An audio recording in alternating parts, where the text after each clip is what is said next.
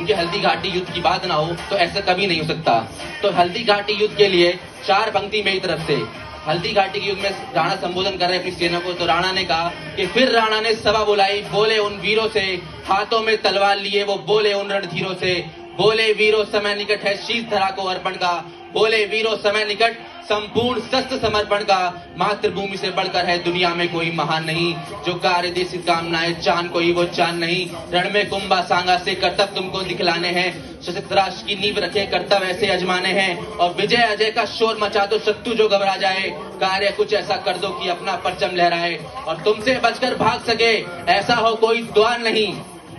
जिसमें होती की धार नहीं उसको मानो तलवार नहीं।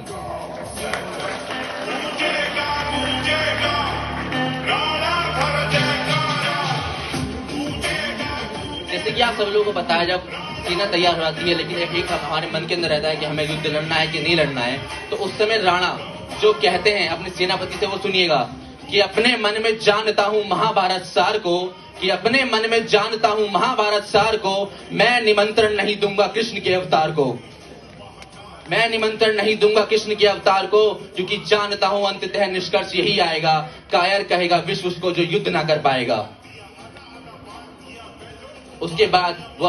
वो राजस्थान की नारियों का वर्णन करते हुए कहते हैं कि छत्राणी है वो राज की रणनीतियों को जानती है, छत्राणी है वो राज की रणनीतियों को जानती है, मातृभूमि के शत्रुओं को माँ भी बैरी मानती है, तो विजय श्री के बाद रण में शत्रु के बजने ना दूंगा और अपनी माँ के दूध को मैं कभी लजने ना दूंगा।